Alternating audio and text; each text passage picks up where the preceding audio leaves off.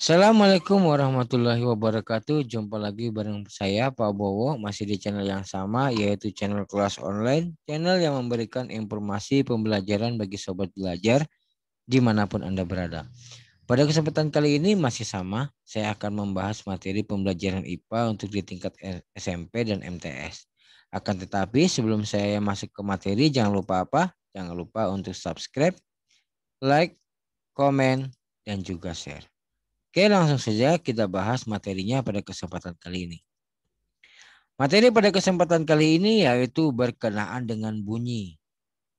Ya, berkenaan dengan bunyi. Yang mana nanti ada dua video, yaitu berkenaan dengan bunyi dan juga nanti masih pembahasan bagian berikutnya yaitu tentang resonansi dan juga efek Doppler. Nah, sementara kita bahas dulu materi dasar dari bunyi beserta contoh soalnya. Bunyi. Bunyi merupakan gelombang longitudinal dan juga mekanik. Bunyi dihasilkan oleh benda yang bergetar. Kemudian ada beberapa syarat yang harus dipenuhi agar bunyi bisa terdengar, diantaranya adanya benda bergetar atau sumber bunyi, adanya medium yang merambatkan bunyi, dan juga adanya penerima yang berada di dalam jangkauan sumber bunyi. Jadi bunyi ini juga merupakan bagian dari gelombang, yaitu bagian gelombang longitudinal dan juga mekanik. Kalau kita berbicara gelombang mekanik, maka dia merambat melalui medium atau media. Yang mana bunyi sendiri itu berasal dari benda yang bergetar. Ya misalnya ketika kita memukul, misalnya memukul gendang atau memukul meja sehingga keluar suara, berarti ada bagian yang bergetar.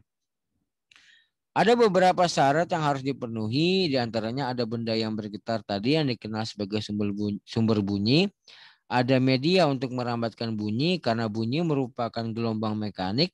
Kalau tidak ada media maka bunyinya tidak bisa merambat. Serta adanya penerima yang berada dalam jangkauan sumber bunyi. Sifat bunyi. Sifat bunyi yang pertama yaitu dapat dipantulkan. Contohnya, pada saat kita berada di ruangan terdengar lebih keras jika dibandingkan kita berada di luar ruangan. Hal ini karena bunyi memantul pada dinding ruang. Jadi misalnya ketika kalian di kelas dengan kalian berada di lapangan, mana yang terdengar lebih nyaring? Yaitu terdengar lebih nyaring yang ada di kelas. Diakibatkan oleh apa? Bahwa suara atau bunyi yang disampaikan itu memantul pada dinding-dinding kelas sehingga lebih terdengar lebih keras. Lalu ada juga bunyi sifatnya dapat dibiaskan. Ya, sifat ini membuat bunyi yang dihasilkan tidak sekeras bunyi aslinya. Misalnya, suara petir terdengar lebih keras di malam hari daripada di siang hari. Berikutnya dapat dilenturkan atau difraksi. Contohnya, kita dapat mendengar suara di ruangan sebelah karena bunyi itu masuk melalui celah-celah yang sempit. Jadi ketika kalian berada di dalam rumah, ya yang kamarnya bersebelahan, nah biasanya kalau orang yang berbicara di kamar sebelah, kalian bisa mendengar. Kenapa? Karena bunyinya itu dapat masuk melalui celah-celah sempit di antara kamar tadi. Ya berbeda misalnya kalau dindingnya padat seperti beton misalnya, biasanya agak sulit terdengar karena dindingnya rapat, celahnya sempit. Lalu bunyi dapat merambat. Contohnya bunyi dapat merambat pada gelas dan benang. Yang mungkin kalian pernah main yang seperti ini. Nah ini halo-halo nih. Jadi kalau di sini ngomong akan kedengaran di sini. Bunyinya merambat dari benang ini. Contoh misalnya juga ketika ada teman kalian yang mengetuk meja ya. Lalu telinga kalian tempelkan di meja tersebut akan terdengar. Nah berarti dalam hal ini bunyi itu bisa merambat. Selanjutnya ada jenis-jenis bunyi. Berdasarkan frekuensinya, bunyi itu terbagi atas. Yang pertama ada infrasonik, yang mana bunyi infrasonik ini adalah bunyi yang memiliki frekuensi kurang dari 20 Hz. Jadi frekuensinya sangat rendah. Bunyi ini dapat didengar oleh anjing dan juga jangkrik. Lalu kemudian ada audiosonik, yang mana audiosonik itu adalah bunyi yang memiliki frekuensi antara 20 Hz hingga 20.000 Hz. Bunyi ini dapat didengar oleh manusia. Berikutnya ada namanya bunyi ultrasonik, yang mana bunyi ultrasonik adalah bunyi yang memiliki frekuensi lebih dari 20.000 Hz yang dapat didengar oleh kelelawar. Jadi bunyi itu kalau manusia ada di posisi audiosonik. Ya, tidak terlalu kecil, tidak terlalu rendah. Nah, tidak terlalu kecil dan tidak terlalu besar. Nah, ultrasonik ini adalah bunyi yang frekuensinya besar, yaitu lebih dari 20.000 Hz yang bisa digunakan oleh kelelawar sebagai apa? Sebagai petunjuk ketika terbang. Jadi pada saat terbang kelelawar itu juga mengeluarkan suara tapi tidak bisa didengar oleh manusia. Suara itu nanti akan memantul apabila kelelawar di depannya terdapat penghalang gitu ya. Misalnya ada pohon, nanti kan ketika dia bersuara maka gelombangnya akan memantul sehingga kelelawar tahu kalau di depannya ada pohon atau dinding. Nah, seperti itu. Lalu ada pantulan bunyi. Pemantulan bunyi ada 3, yaitu ada bunyi pantul yang memperkuat bunyi asli, ada gaung, dan juga ada gema. Bunyi pantul yang memperkuat bunyi asli. Bunyi pantul lebih kuat daripada bunyi aslinya. Bunyi ini akan terjadi apabila jarak dinding terhadap sumber kurang dari 10 meter. Ini contohnya, suara kalian itu lebih nyaring jika di kamar mandi dibandingkan ruangan lain. Ya, biasanya kalian senang nyanyi-nyanyi di kamar mandi. Ya, sambil mandi sambil nyanyi gitu kan. Biasanya itu lebih terdengar lebih keras dibandingkan kalian berada di ruangan lain atau ruangan yang lebih luas. Karena jarak dari dinding si kamar mandi itu sangat dekat. Ya, sehingga suaranya lebih nyaring karena jarak pantulnya itu dekat. Lalu contoh lain ada suara kereta dalam terowongan. Jadi kalau suaranya di terowongan bunyi itu gitu ya, biasanya lebih terdengar lebih keras. Kenapa? Karena jarak pantulnya itu dekat.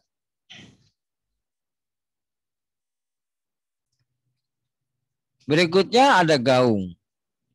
Gaung atau kerdam terjadi jika jarak dinding terhadap sumber bunyi agak jauh, yaitu sekitar 10 meter hingga 25 meter.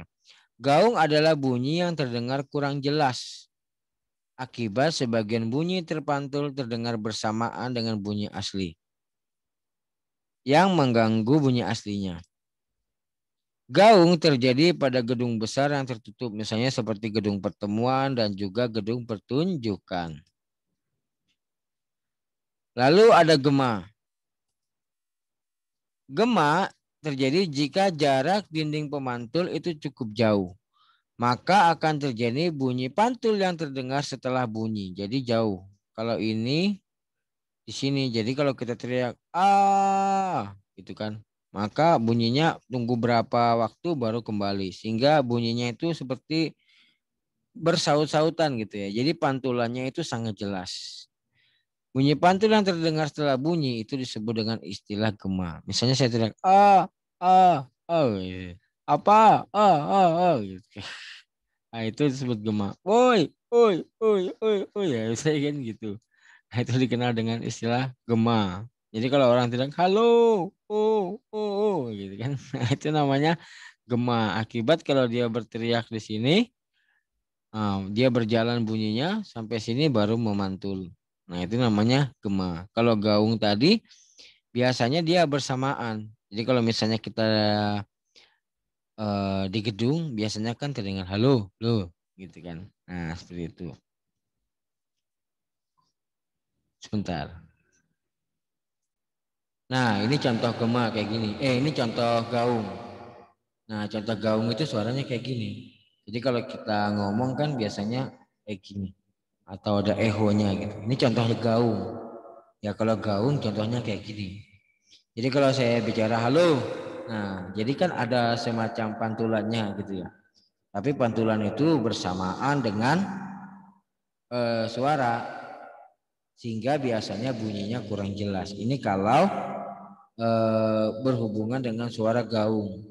Nah, gaung. Kalau gema lain lagi, bukan seperti itu.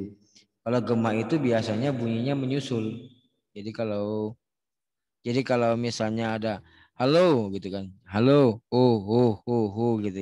Jadi suara baru kedengaran bunyi pantulnya gitu ya. Semoga bisa dipahami ya. Jadi kalau gaung tadi contohnya kayak kita tadi kayak gini.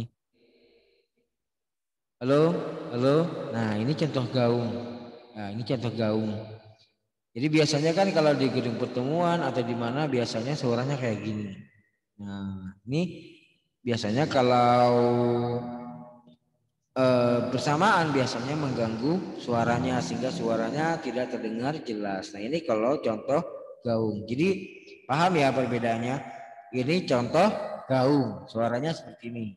Tes tes 1 2 3. Nah, ini contoh gaung. Tapi kalau gema biasanya itu bersaut-sautannya. Jadi misalnya kalau halo, dan gitu ya. Jadi akhirnya kedengaran seperti itu. Nah, itu contoh gema. Jadi mudah-mudahan bisa dipahami perbedaannya. Gema terdengar jelas seperti bunyi asli. Gema biasanya ada di lereng gunung, terjal, dan jurang. Gema dapat dimanfaatkan untuk mengukur kedalaman laut, jarak suatu tebing. Jadi kalau misalnya kita berteriak halo, berapa detik kemudian baru kedengaran suara lanjutannya. Halo, halo, halo, halo. Nah, seperti itu contoh gema. Ya paham ya? Berikutnya ada pembahasan cepat lambat bunyi.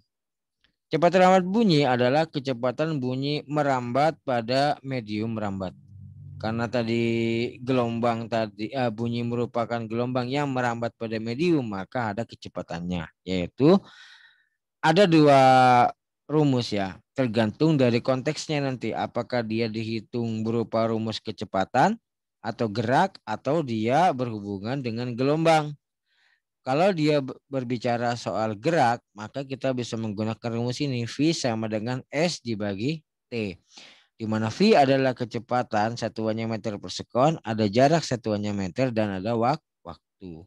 Akan tetapi kalau bunyinya sebagai gelombang, maka kita bisa menggunakan rumus cepat lambat gelombang. Yang mana cepat lambat gelombang sama dengan lambda dibagi dengan periode atau lambda dibagi dengan F. Di mana V adalah kecepatan, lambda adalah panjang gelombang, T periode, dan F adalah frekuensi. Nah, untuk lebih jelas kita masuk pada pembahasan contoh soal. Nah, di sini ada contoh soal. Saat cuaca mendung, seorang anak mendengar bunyi guntur 1,5 detik setelah terlihat kilat. Jika cepat lambat bunyi di udara 320 meter per sekon, tentukan jarak sumber petir dari anak tersebut. Diketahui kecepatan lambat gelombangnya adalah 320 meter per sekon. Waktunya adalah 1,5 detik atau 1,5 sekon. Yang ditanya adalah jarak. Kita jawab. Kecepatan karena ini berhubungan dengan gerak ya. Dari mana Pak tahunya? Karena diketahui V dengan T-nya. Berarti ini pasti pakai S. Ya, pakai S atau pakai gerak. V sama dengan S dibagi T, maka S sama dengan kali silang. Ya, kali silang. S sama dengan V kali T. Maka S sama dengan 320 kali 1,5. S ini adalah jarak ya, sama dengan 480 meter. Maka jarak sumber petir adalah 480 meter. Soal berikutnya. Saat cuaca mendung, ini masih sama ya yang tadi. Ini masih sama. Kita next saja. Soal berikutnya. Bunyi dengan panjang gelombang 1,5 meter memiliki kecepatan lambat sebesar 330 meter per sekon. Dapatkah bunyi tersebut didengar oleh manusia normal? Berarti ini berhubungan dengan gelombang. Ya, karena diketahui panjang gelombang. Maka rumusnya beda sama contoh soal yang tadi. Yang diketahui pertama ada V-nya, cepat lambatnya yaitu 330 meter per sekon. Lalu ada lambdanya atau panjang gelombangnya 1,5 meter. Berapakah frekuensinya?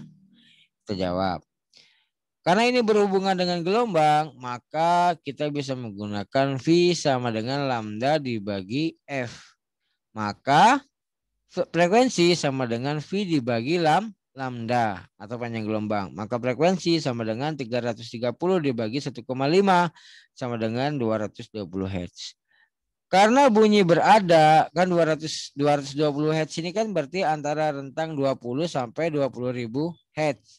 Maka dia tergolong frekuensi audio sonik yang dapat didengar oleh manusia. Next, contoh soal berikutnya. Sebuah kapal mengukur kedalaman suatu perairan dengan menggunakan perangkat suara. Bunyi yang ditembakkan ke dasar perairan 5 detik, kemudian bunyi pantul tiba-tiba kembali ke kapal. Jika cepat lambat bunyi dalam air adalah 1.500 meter per sekon, tentukanlah kedalaman air. Nah ingat, ini ada kata-kata memantul. Kalau kita memantul itu kan berarti kalau kita memantulkan suara kan berarti dia kembali. Misalnya saya berteriak A gitu kan, akan memantul berarti kan dia kembali lagi B A lagi kan. Berarti jarak sebenarnya itu kan setengah dari jarak. Ya, paham masuknya. Maksudnya seperti ini. Tunggu ya, saya berikan ilustrasi. Misalnya ketika saya berteriak dari sini, misalnya ini ada dinding ya. Saya berteriak A, maka dia akan memantul ke sini kan. Nah, gitu. Ya kan? Jadi misalnya saya berteriak A, dia akan memantul ke sini kan gitu. Berarti dalam hal ini kalau kita berbicara berapakah jarak dari sini ke sini? Ntar saya berikan gambaran seperti ini biar lebih paham. Nah, kita ulangi lagi ya. Sebuah kapal mengukur kedalaman suatu perairan laut dengan menggunakan perangkat suara. Bunyi ditembakkan ke dasar perairan. 5 detik kemudian bunyi pantul tiba kembali di kapal. Jika cepat lambat bunyi dalam air adalah 1.500 meter per sekon, tentukanlah kedalaman perairan tersebut. Nah, sebelumnya kita harus tahu dulu konsep soal ini. Kalau dia memantul, ini tadi saya katakan, saya kasih gambaran. Kalau dari sini, dia akan kembali ke sini kan. Kalau saya tanya, berapa jaraknya dari sini ke sini, maka kan ini saja yang saya hitung. Ini enggak usah saya hitung, karena ini pantulan. Ya kan, saya ulangi. Karena soal ini berupa pantulan, ketika misalnya saya mengukur jarak dari sini ke sini, berapa jaraknya? Saya mengukurnya dengan menggunakan suara. Berarti kan karena dia memantul, ya berarti dari sini dia akan memantul ke sini, kedengaran kan di sini. Nah, berarti kalau saya mau mengukur jarak dari sini, ya, saya mengukur jarak dari sini ke sini, maka ini kan tidak perlu saya hitung ini bunyi pantulnya ini. Ya tidak perlu saya hitung. Maka kalau misalnya nanti di sini saya hitung jaraknya 10 cm, berarti kan jarak aslinya hanya 5 cm. Dari mana, Pak?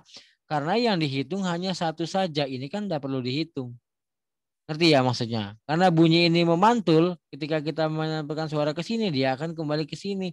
Maka bunyi pantulnya, jarak bunyi pantulnya tidak perlu dihitung. Ya tidak perlu dihitung. Ya karena kan jadi dua jadinya. Maka kita akan hitung yang ini saja. Caranya bagaimana? Nanti jaraknya kita bagi dua. Iya paham ya? Nah kita bahas. Diketahui V-nya sama dengan 1.500 meter per sekon, S-nya 5 atau jarak T-nya 5 detik. Yang ditanya berapa S-nya? Kita jawab. Karena bunyi memantul, maka jarak asli setengah dari bunyi ke kapal. Jadi misalnya di sini ada kapalnya, dia memantulkan suara ke sini, maka nanti akan kan kembali ke sini. Karena dia memantul, maka jarak aslinya kan ini saja. Ini tidak perlu dihitung, ya kan? Berarti setengah dari jarak bunyi ke kapal. Maka S sama dengan jarak sama dengan V dikali T dibagi 2. Sama dengan 1.500 kali 5 bagi 2. Sama dengan 3.750 meter. Maka dalam laut tersebut adalah 3.750 meter. Nanti kalau misalnya masih bingung bisa dituliskan di kolom komentar. Ditanyakan saja langsung, nanti akan saya jawab. Oke, sekian dan terima kasih pembahasan pada kali ini. Mohon maaf apabila ada kesalahan. Jangan lupa untuk subscribe, like, komen, dan share agar sobat yang lain bisa mendapatkan manfaat yang sama ketika dengan mendengarkan video dari channel kelas online. Apabila ada pertanyaan, silakan tulis di kolom komentar. Nanti akan saya jawab. Sekian dan terima kasih. Assalamualaikum warahmatullahi wabarakatuh.